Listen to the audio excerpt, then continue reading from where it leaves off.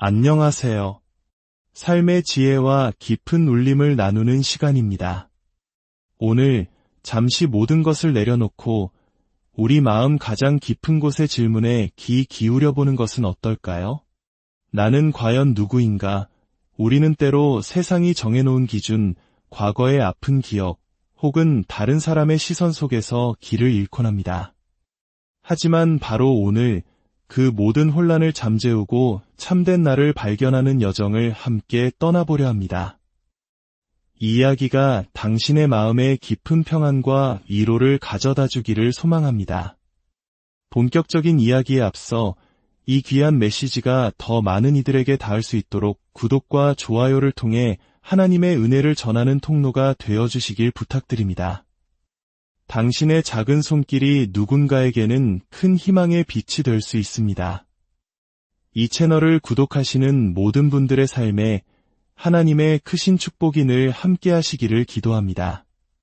자, 그럼 이제 마음의 문을 활짝 열고 주님께서 우리에게 들려주시는 이야기에 귀 기울여 보겠습니다. 음악과 찬양이 가득한 공간을 상상해 봅니다. 모든 성도들이 한 목소리로 노래합니다. 주님이 주신 기쁨, 바로 오늘이 주님께서 만드신 날이니 나는 기뻐하고 즐거워하리라. 이 외침은 단순한 노래가 아닙니다. 어떤 상황 속에서도 흔들리지 않는 믿음의 고백입니다. 주님은 저에게 차고 넘치는 분이십니다. 주님은 약속에 신실하시고 제가 약할 때 강함이 되십니다. 주님의 임재 안에 서 있을 때 저에게는 모든 것이 있습니다. 이것이 바로 우리 신앙의 핵심입니다. 주님 안에서 우리는 이미 모든 것을 가진 존재라는 사실을 깨닫는 것, 그리고 그 깨달음에서 오는 기쁨이 우리의 힘이 된다는 것을 믿는 것입니다. 내 영혼아, 주님의 이름을 송축하라. 내 안에 있는 모든 것들아, 그 거룩한 이름을 찬양하라. 주님이 주시는 기쁨이야말로 나의 진정한 힘입니다. 모든 어두운 중독이 끊어지고 모든 절망 속에 희망과 자유가 선포되는 것. 그것은 바로 예수 그리스도의 이름이 가진 능력 때문입니다. 그 이름은 권능이요, 치유이며 생명입니다. 모든 견고한 진을 무너뜨리고 어둠 속을 비추는 빛이시며 꺼지지 않는 불꽃과도 같습니다. 우리의 삶에 두려움과 불안이 엄습할 때 우울감에 사로잡힌 영혼을 위해 우리는 예수의 이름을 선포해야 합니다. 산 위에서, 거리에서, 어둠 속에서, 그리고 우리 가족을 위해 그 거룩한 이름을 불러야 합니다. 이제 우리 삶의 가장 근본적인 주제인 정체성에 대해 깊이 나눠보고자 합니다. 바로 그리스도 안에서 당신의 진짜 정체성을 깨닫고 그 정체성과 하나 되어 살아가는 것입니다. 우리의 진정한 정체성과 하나가 된다는 것은 그리스도 안에서 내가 진정 누구인지를 아는 것을 넘어 그 사실에 동의하며 살아가는 것을 의미합니다. 머리로만 아는 지식이 아니라 삶으로 살아내는 지혜가 되는 것이죠.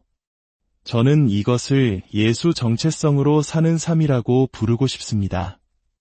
우리는 세상이 말하는 나, 혹은 과거가 규정하는 나에 대해 이야기하는 것이 아닙니다.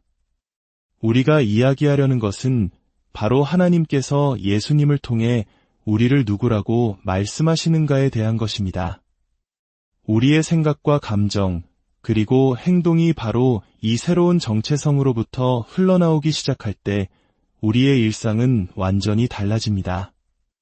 매일의 삶이 내가 누구인지를 기억하고 그 정체성에 기반하여 반응하는 거룩한 리듬이 됩니다. 이것은 단순히 주일 아침 교회에서만 일어나는 일이 아닙니다. 우리는 매 순간 우리의 참된 정체성, 즉 예수 정체성으로 살아갑니다.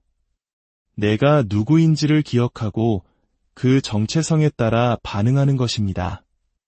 만약 당신의 반응이 예수 정체성에 기반하지 않는다면 스스로에게 상기시켜야 합니다. 아니, 그건 내가 아니야. 예를 들어 당신의 마음속에 용서하지 못하는 마음이 있다면 스스로에게 이렇게 말해야 합니다. 아니, 그건 진짜 내가 아니야. 용서하지 못하는 마음을 다루지 않고 방치하면 그것은 우리 안에서 발효되어 쓴뿌리로 자라나기 때문입니다. 마음속에 쓴뿌리가 자라면 우리는 상상할 수 없는 악한 일들을 저지를 수도 있습니다. 이것을 막는 방법은 단 하나, 어떤 상황에서도 누가 나에게 와서 용서를 구하기를 기다리지 않고 먼저 용서하기로 내 의지를 정하는 것입니다. 그리고 스스로에게 끊임없이 상기시키는 겁니다. 쓴뿌리는 나의 것이 아니야. 나는 사랑 안에서 걷는 사람이야. 두려움이 문을 두드릴 때도 마찬가지입니다. 아니, 그건 내가 아니야. 나는 사랑과 능력과 건전한 마음으로 살아가는 사람이야. 누군가에게 거친 말을 내뱉고 싶을 때도 잠깐, 그건 예전의 나지, 지금의 내가 아니야 라고 선언해야 합니다.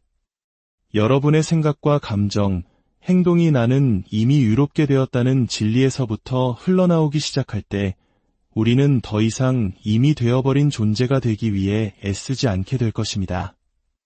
예수님께서 이것이 너의 모습이다. 내가 너를 온전하게 완성했다고 말씀하신다면 우리는 그저 네, 주님. 저는 주님이 말씀하신 제 모습과 하나가 되겠습니다.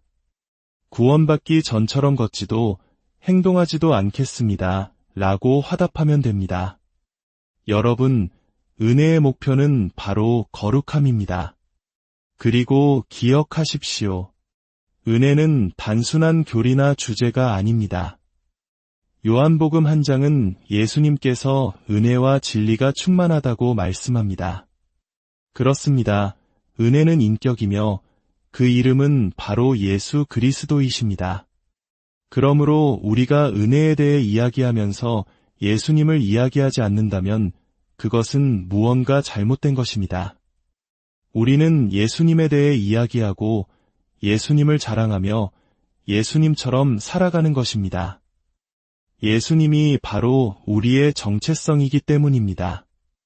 성경 골로새서 2장 10절은 이렇게 말씀합니다. 우리는 그분 안에서 온전해졌습니다. 한번 따라 해볼까요? 나는 예수님 안에서 온전합니다. 예수님은 우리의 온전함을 비추는 거울이시며 우리의 참된 정체성을 보증하시는 분입니다. 영과 혼과 육, 우리의 모든 면에서 말이죠. 다른 누군가의 인정이나 보증을 기다릴 필요가 없습니다. 예수님께서 이미 당신의 참된 정체성을 보증하셨습니다.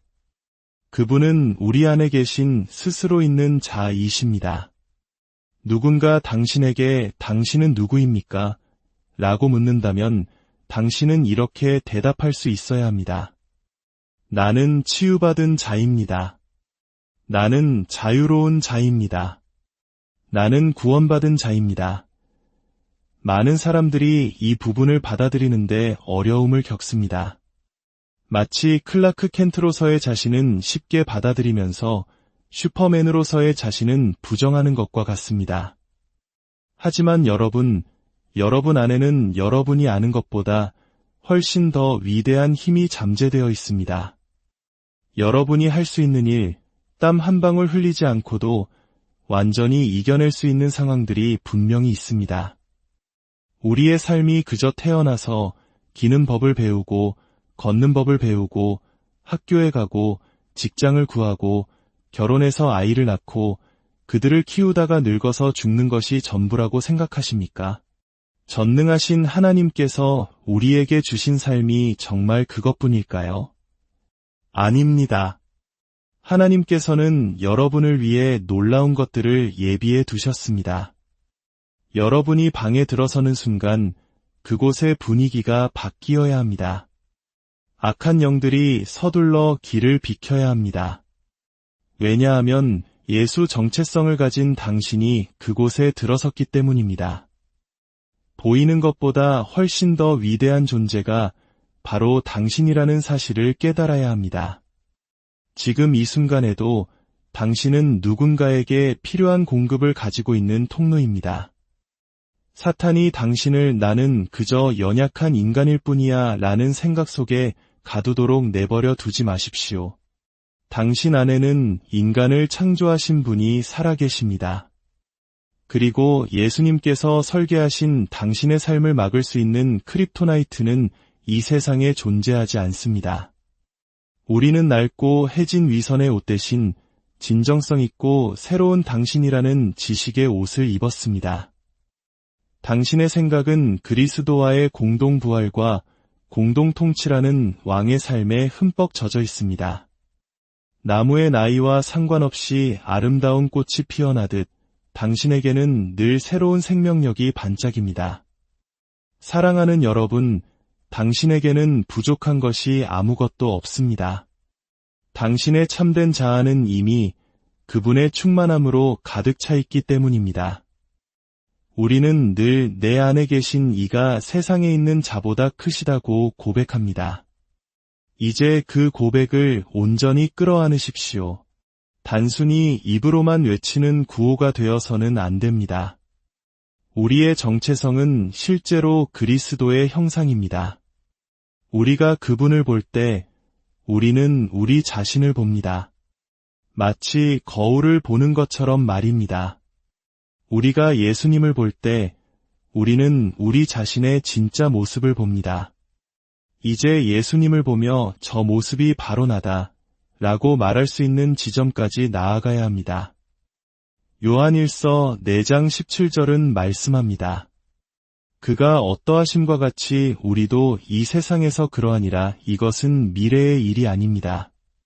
현재 그리스도 안에서의 우리의 정체성을 말하는 것입니다. 우리의 정체성은 의로움입니다. 우리의 정체성은 순결함입니다.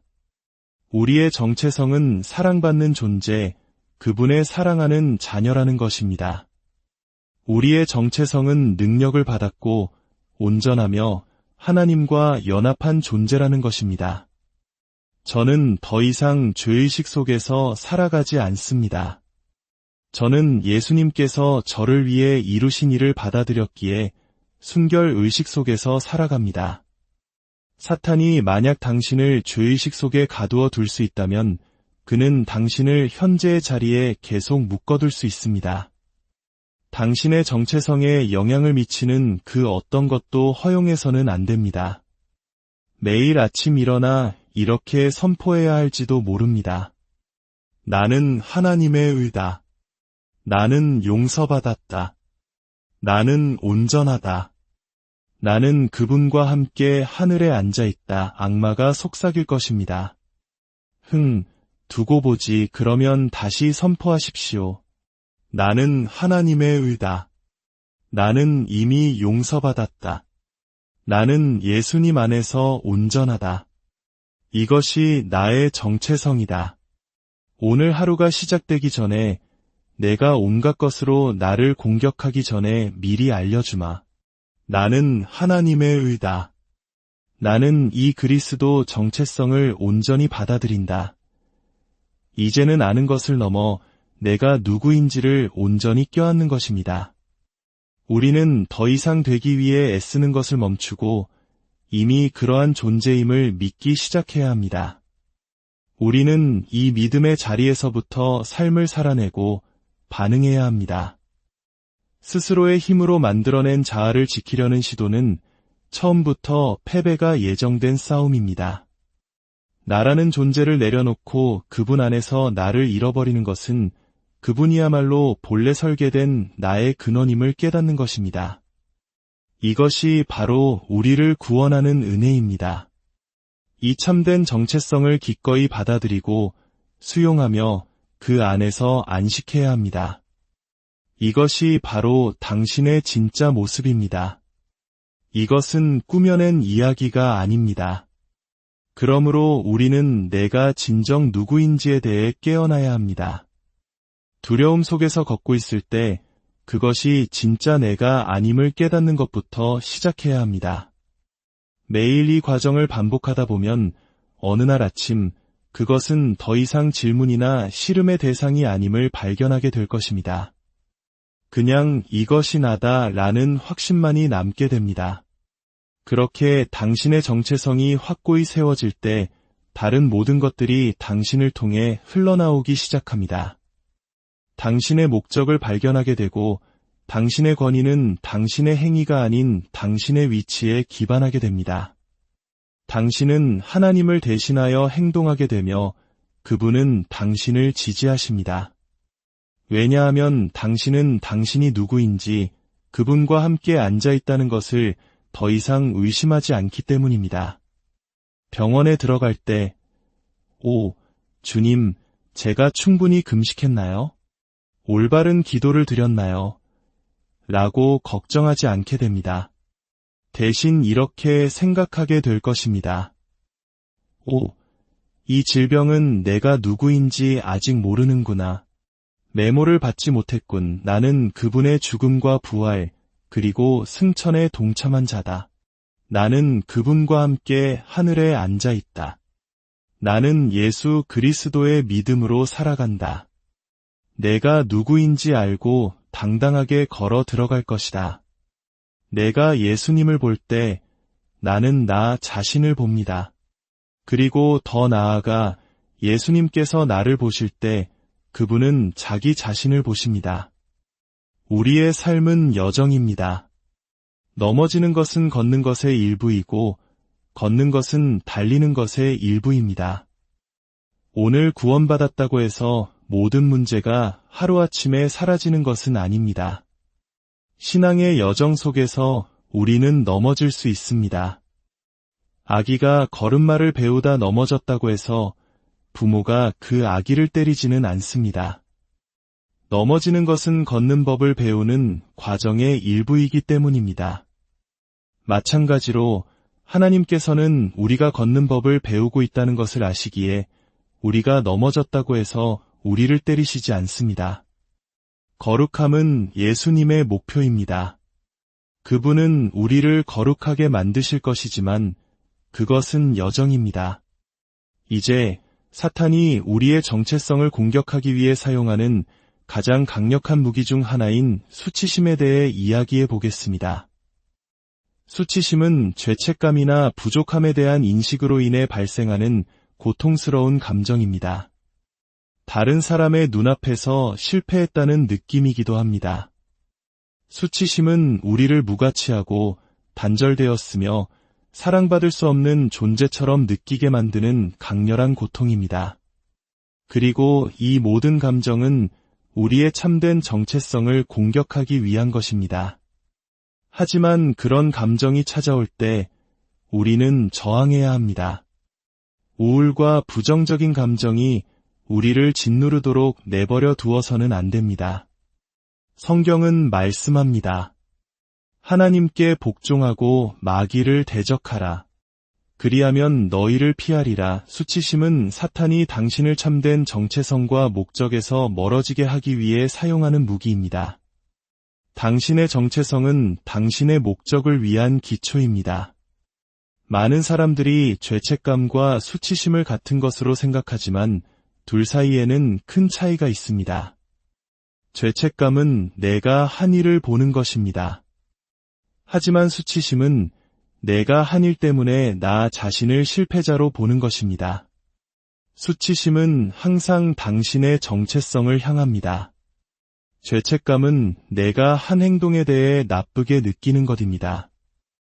하지만 수치심은 나라는 존재 자체에 대해 나쁘게 느끼는 것입니다.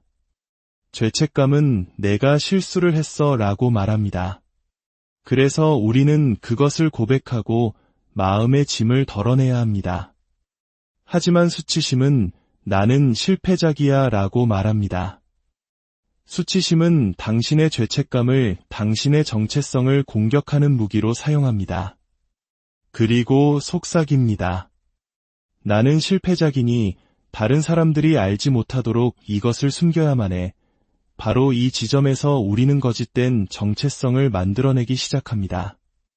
누군가 진짜 나를 발견할까 두려워하며 살아가는 것, 그것이야말로 진정한 속박입니다. 수치심은 당신의 정체성을 당신 자신을 공격하는 무기로 바꾸었고 당신은 그것을 허용했습니다. 그렇기 때문에 우리는 저항해야 합니다. 그리고 저항하는 과정에서 사탄은 속삭일 것입니다. 너는 위선자야. 그때 우리는 이렇게 대답해야 합니다. 나는 위선자가 아니야. 나는 단지 예수님께서 나에 대해 말씀하신 것 위에 굳건히 서 있을 뿐이야. 나는 실패작이 아니야. 나는 놀랍고 아름답게 지음받았고 그분의 사랑 안에서 받아들여졌어. 나는 실수가 아니야. 이 자리에 혹시 자신을 실패작이라고 느끼는 분이 계십니까? 제가 분명히 말씀드립니다. 당신은 결코 실패작이 아닙니다. 어떤 일이 있었든 어떻게 이 자리에 왔든 당신은 실수가 아닙니다. 당신은 하나님께서 당신의 어머니 뱃속에 당신을 보내시기 전에 이미 당신을 통해 이루실 일을 위해 당신을 설계하셨습니다. 그리고 그 일은 당신만이 할 수 있는 고유한 것입니다. 수치심은 우리가 그것을 두려워하며 살아갈 때에만 우리를 통제하고 정의할 수 있습니다. 성경 로마서 10장 11절은 놀라운 약속을 우리에게 줍니다. 누구든지 그를 믿는 자는 부끄러움을 당하지 아니하리라. 믿음의 문제입니다. 누구를 믿을 것인가? 우리는 그분을 믿을 것입니다. 하나님께서 인류를 구속하시겠다는 약속을 하셨고 예수님께서 바로 그 약속의 성취이심을 믿는 자는 누구든지 부끄러움을 당하지 않을 것입니다. 그러므로 수치심이 찾아올 때 당신은 이렇게 선포해야 합니다. 잠깐, 나는 하나님께서 약속하시고 예수님께서 성취하신 그 구속의 약속을 믿는다. 그러므로 너는 나를 만질 수 없다. 나는 너의 수치심에 굴복하지 않을 것이다. 여러분, 모든 데이터가 바위 화석에 기록되듯 우리 정체성에 대한 모든 데이터는 반석이신 예수님 안에 기록되어 있습니다. 당신의 정체성이 악마에게 시험받을 때 그와 논쟁하며 시간을 낭비하지 마십시오. 당신이 누구인지에 대해 알아야 할 모든 것을 담고 있는 반석, 예수님께로 가십시오. 두려움이 찾아올 때 반석으로 가십시오. 재정이 어려울 때 반석으로 가십시오. 그분 안에는 당신이 앞으로 나아가는데 필요한 모든 데이터가 있습니다. 예수님께서는 십자가를 참으시고 부끄러움을 개의치 아니하셨습니다. 이것이 무슨 의미일까요? 그것은 수치심이 당신의 정체성에 영향을 미치도록 내버려 두지 않는다는 뜻입니다. 부끄러움을 경멸한다는 것은 수치심을 우리의 관심을 받을 가치도 없는 비열한 바보로 취급하는 것입니다. 이제 우리 믿는 자들이 수치심에게 수치를 줄 때입니다. 어떻게 그렇게 할 수 있을까요? 수치심이 당신을 부끄럽게 하려고 찾아올 때마다 반석이신 예수님께로 달려가 그분 안에 있는 데이터를 꺼내십시오. 그리고 선포하십시오. 하지만 예수님은 나에 대해 이렇게 말씀하셨어. 예수님은 나를 위해 저런 일을 하셨어. 나는 내가 나를 부끄럽게 하도록 내버려 두지 않을 거야. 나는 예수님께서 말씀하신 바로 그 사람이야. 내가 예수님을 볼 때 나는 나 자신을 본다. 수치심아, 내가 너를 부끄럽게 하리라. 사랑하는 여러분, 이것이 우리의 특권이며 능력입니다. 오늘 하루, 그리고 앞으로의 모든 날들 속에서 세상의 소리가 아닌 반석이신 예수 그리스도 안에 기록된 당신의 참된 정체성의 목소리에 귀 기울이며 살아가시기를 축복합니다. 당신은 사랑받는 자녀이며 온전하고 능력 있는 존재입니다. 그 진리 안에서 참된 자유와 기쁨을 누리시는 여러분 모두가 되시기를 주님의 이름으로